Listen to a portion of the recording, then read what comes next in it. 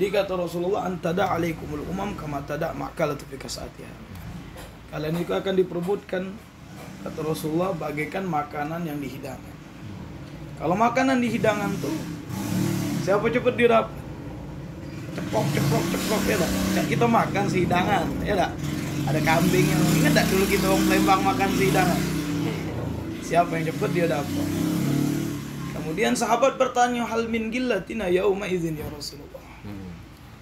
Apakah jumlah kita sedikit pada saat itu ya Rasulullah? Apa jawab Nabi? La, bal antum katsir. Kalian itu tidak sedikit, kalian itu banyak. Banyak tak kita sekarang di Indonesia? Banyak.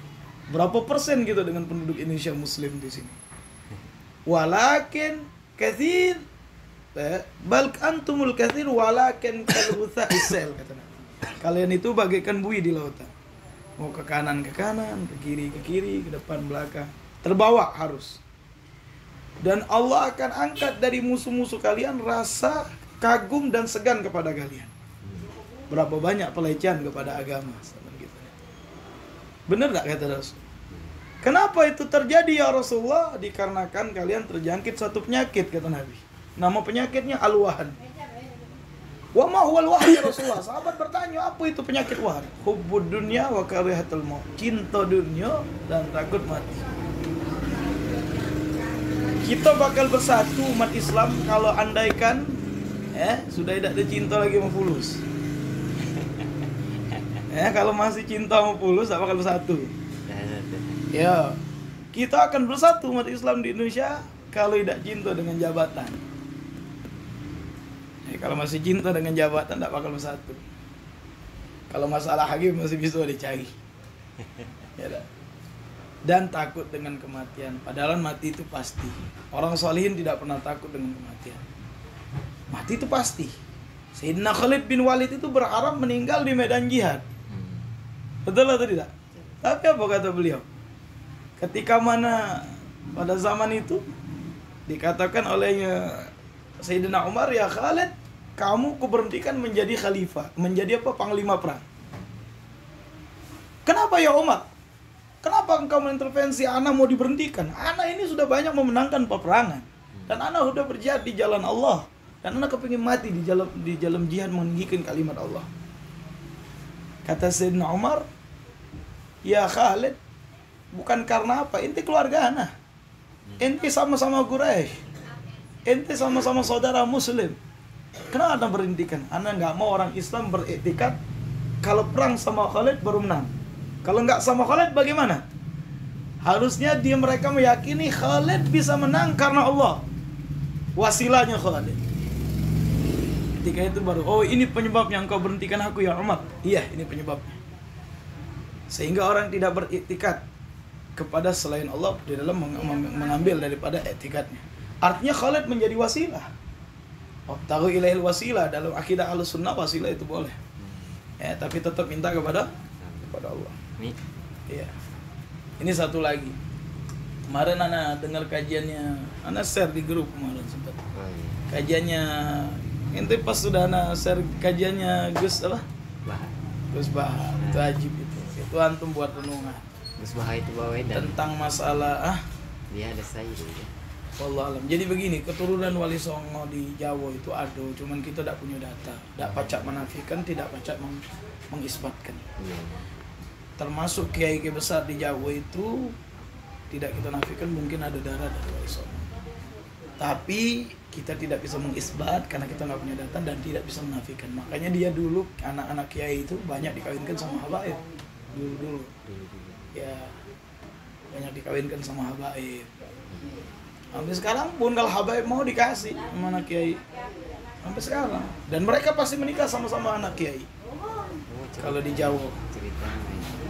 Allah alam, cuman kita tidak bisa mengisbat dan menafi ya. Tapi mereka punya yang memang betul-betul ya, itu tadi yang ngomongin ya. Nah, tadi yang masalah Gus Bahar tadi sebenarnya benar juga. Bukan berarti kita mengalah itu kita kalah. Yang tentang sikap Nabi, tentang Bai'atul Aqabah itu kan, tentang bai'at di Mekah selama Nabi 13 tahun. Nabi itu lemah secara semua, jumlah lemah, ya kan, secara politik lemah, secara ekonomi lemah pada saat di Mekah. Nah, dibuat perjanjian yang tidak menguntungkan. Nabi dinilai membuat sesuatu yang baru. Aneh. Badal Islam gharib fasayaudu ghariban kama bada'a fatuba lil ghuraba. Ini hadis sering dibawa oleh jamaah tabligh. Iya. Cuman hadis ini sahih. Sahih. Iya, yang harus kita renungin sebenarnya. Habib Umar sudah bawa pun hadis ini. Guru Ana Habib Bakar ini membawa ini hadis. Katanya Islam ini dimulai dengan sesuatu yang unik, aneh. Karena kejahiliaan zaman itu. Dan mereka mengatakan ada agama yang aneh. Bid'ah di zaman mereka, agama Islam itu. Betul atau tidak? Bid'ah menyalahi nenek moyang. Akan kembali menjadi aneh di akhir zaman. Ente menampakkan Islam aneh enggak? Ente pakai gamis ke mall, ente pakai gamis ke pesawat aneh. Tapi kalau pakai sarungan masih oke lah. Masih oke lah. Masih oke. Ini orang NU kan. Ya lah, hasil akan kembali menjadi aneh. Man hum ghuraba ya Rasulullah. Siapa orang yang aneh di zaman itu? Humul ladzi yuhyi man mat min sunnati. Mereka adalah kaumku yang menghidupkan yang telah mati dari sunnah. Dalam riwayat yang lain, humul ladzi yuhyi sunnati inda fasadi ummati. Menghidupkan sunnahku ketika umat dalam melakukan kefasikan. Ketika Anda melakukan sunnah, pakai gamis contoh, Anda dibilang aneh. Tapi aneh Anda tidak menyeleneh. Orang pakai niqab dibilang ini itu. Kenapa? Sudah termakan media. Kenapa kita setiap datang kabar kita makan mentah-mentah daripada kabar TV apa? Allah sudah jelaskan dalam Al-Qur'an, fa iza ja'akum binaba'in fatabayyanu. Kalau datang kabar tabayyun.